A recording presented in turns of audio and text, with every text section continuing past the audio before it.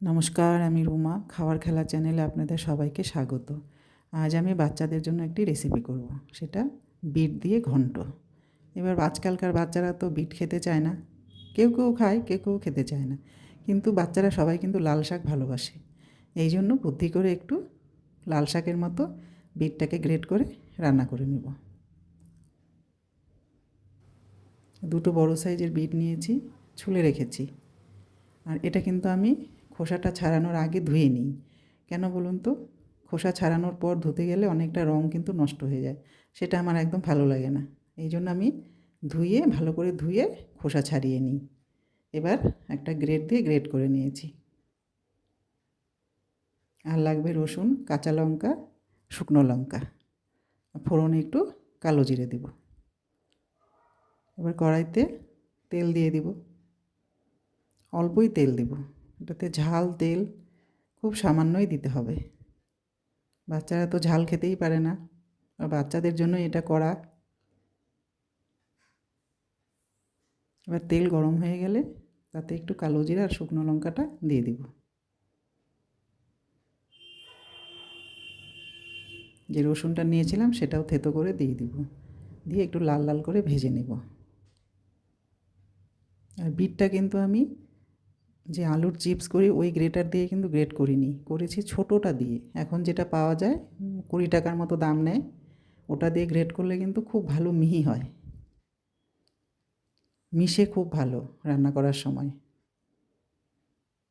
এবার বিটটাও দিয়ে দিলাম, দিয়ে সব একসঙ্গে মিশিয়ে নিব। খুব ভালো করে মিশিয়ে নিব। আর ওই গ্রেটারটা দিয়ে না পেঁয়াজ রসুন পেস্ট করলেও কিন্তু অনেকটা বাটার মতোই হয়। অল্প স্বল্প রান্না ওটা দিয়েও করা যায়। এখন সবার বাড়িতে ওটা থাকেও। এবার নুন দিয়ে দিলাম। আর বিট তো এমনিতেই মিষ্টি, কিন্তু তাও আমি একটু মিষ্টি দেব, যাতে করে বিটটা খুব ভালো করে মজে যায়। আর পরিমাণ মতো হলুদ দিয়ে দেব। এবার সব একসঙ্গে মিশিয়ে দিয়ে ঢাকা দিয়ে কম আঁচে রান্নাটা করতে থাকবো। খুব একটা বেশি সময় কিন্তু লাগে না।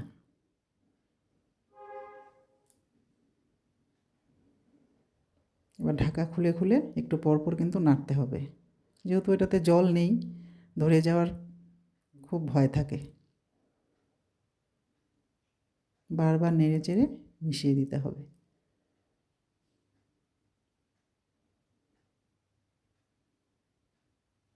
অনেকটা কিন্তু কমে আসছে।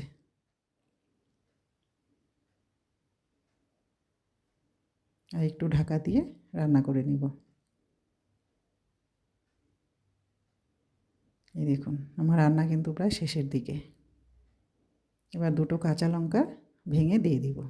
ঝাল কিন্তু হবে না, যেহেতু আমার রান্নাটা হয়ে গেছে, গ্যাস বন্ধ করে দিয়েছি, কিন্তু কাঁচা লঙ্কার গন্ধটা থাকবে।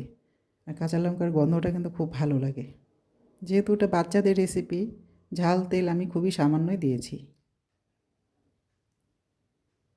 এবার নেড়ে চেড়ে একটা বাটিতে নামিয়ে নিব।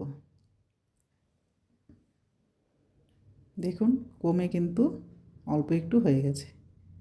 এটা যত কমবে, নাড়তে নাড়তে ভাজতে ভাজতে, ততই কিন্তু টেস্ট হবে। এটা রুটির সাথেও ভালো লাগবে, ভাতের সাথেও ভালো লাগবে। এই দেখুন, বাটিতে নামিয়ে নিলাম। দেখে মনে হচ্ছে না যে বিট, মনে হচ্ছে লাল শাক। আমার ভিডিওটা এখানেই শেষ করলাম।